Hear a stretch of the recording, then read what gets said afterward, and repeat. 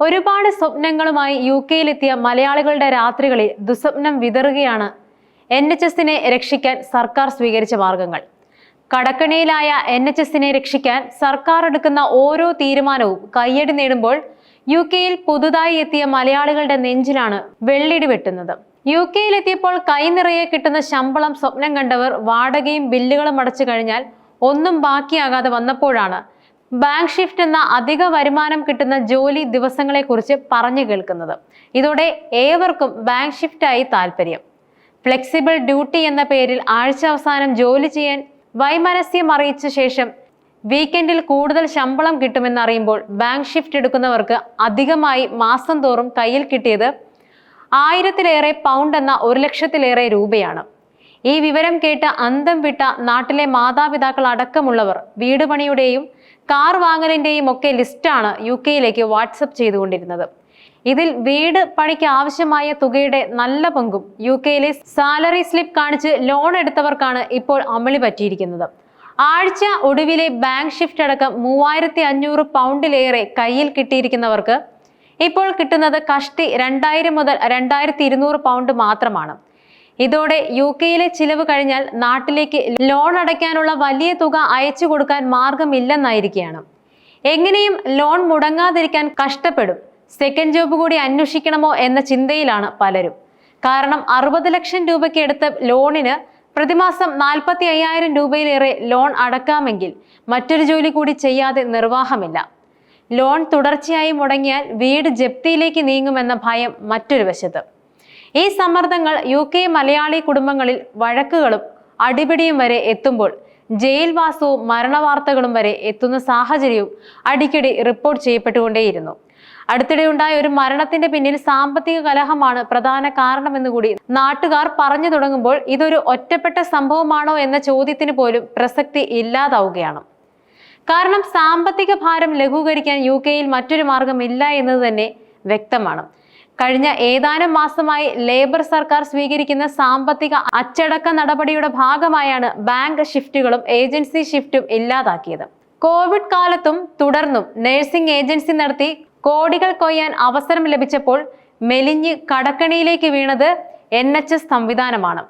നേഴ്സായി ജോലി ചെയ്താൽ അക്കാലത്ത് മണിക്കൂറിന് 12 മുതൽ 14 വരെ പൗണ്ട് വരെ വേതനം കിട്ടിയിരുന്നിടത്ത് ഏജൻസിക്കായി ജോലി ചെയ്താൽ ഒരൊറ്റ ഷിഫ്റ്റിൽ 1000 പൗണ്ട് വരെ ലഭിക്കുന്ന നഴ്സുമാർ ഏറെയായിരുന്നു. പൗണ്ടുകൾ നിന്ന നിൽപ്പിൽ കുമിഞ്ഞുകൂടുന്നത് കണ്ട 100 കണക്കിന് മലയാളി നഴ്സുമാരാണ് ജോലി രാജിവെച്ചതും സ്വന്തമായി ഏജൻസി രജിസ്റ്റർ ചെയ്ത് സ്വയം തൊഴിൽ സംരംഭകരായി മാറിയതും. ഹോസ്പിറ്റലുകളിൽ മാനേജർമാരുടെ ഇഷ്ടം പിടിച്ചെടുക്കാനായവർക്ക് ഏജൻസി നഴ്സ് ഷിഫ്റ്റുകൾ കിട്ടാൻ ഒരു പ്രയാസവും ഉണ്ടായിരുന്നില്ല. തിങ്കളാഴ്ച മുതൽ വ്യാഴാഴ്ച വരെ ഹോസ്പിറ്റലിൽ ജോലി ചെയ്ത് വെള്ളിയാഴ്ച വിമാനം കയറി അയർലൻഡിലും മറ്റുമെത്തി ശനിയും ഞായറും ജോലി ചെയ്ത് മടങ്ങുമ്പോൾ 1000 കണക്കിന് പൗണ്ട് പോക്കറ്റിൽ നേടിയെടുത്തതിൽ കൂടുതലും മലയാളികൾ തന്നെയാണ്. ഈ വക സൗഭാഗ്യങ്ങളാണ് ഇപ്പോൾ ഇല്ലാതായിക്കൊണ്ടിരിക്കുന്നത്. അധിക സമ്പത്ത് ഇല്ലാതാകുമ്പോൾ നിലവിൽ പലരുടെയും നിത്യജീവിത ചിലവുകൾ പോലും നിയന്ത്രണത്തിൽ നിൽക്കണമെന്നില്ല. പണപ്പെരുപ്പം വീണ്ടും ഉയർന്നേക്കുമെന്ന വാർത്തകൾ വരുമ്പോൾ വിലക്കയറ്റം ഇനിയും മുകളിലേക്കാണ് എന്ന കാര്യത്തിലും തീരുമാനമാകും. ജീവനക്കാർ കൂടുതലായി നിയമിക്കപ്പെട്ടതും സർക്കാർ നടപടി ശക്തമാക്കിയതും ബാങ്ക് ഷിഫ്റ്റ് എന്ന അധിക വേതന ജോലി ഇല്ലാതാകുമ്പോൾ കുടിയേറ്റക്കാരാണ് ഏറ്റവും അതിൽ സങ്കടപ്പെടുന്നത്. കാരണം ചുളുവിൽ കയ്യിലെത്തിയിരുന്ന പണമാണ് ഇപ്പോൾ ഇല്ലാതാകുന്നത്. മാത്രമല്ല മുൻപ് വലിയ ശമ്പളത്തിൽ ചെയ്ത അതേ ജോലി ഇനി കുറഞ്ഞ ശമ്പളത്തിൽ ചെയ്യേണ്ടിയും വരും. ഇതുയർത്തുന്ന മാനസിക ബുദ്ധിമുട്ടുകളും ഒരു ഭാഗത്ത് തൊഴിൽ കാര്യക്ഷമതയെ നന്നായി ബാധിച്ചേക്കാനും സാധ്യതയുണ്ട്.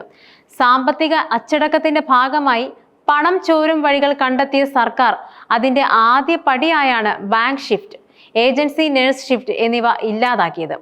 ഇതിന്റെ തിരിച്ചടിയും ആദ്യം എത്തുന്നത് മലയാളി വീടുകളിൽ തന്നെയാണ്.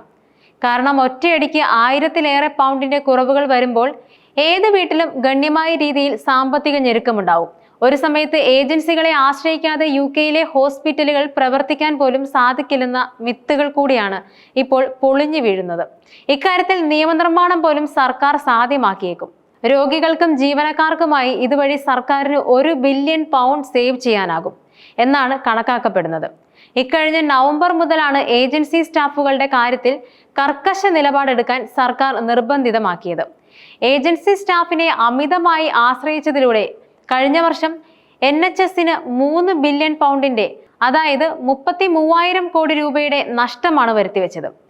1,13,000 നഴ്സിംഗ് വേക്കൻസികൾ ഒഴിഞ്ഞു കിടക്കുമ്പോഴാണ് പകൽക്കൊള്ള പോലെ ഒരു ഷിഫ്റ്റിന് 2,000 പൗണ്ട് വരെ നൽകിയത്.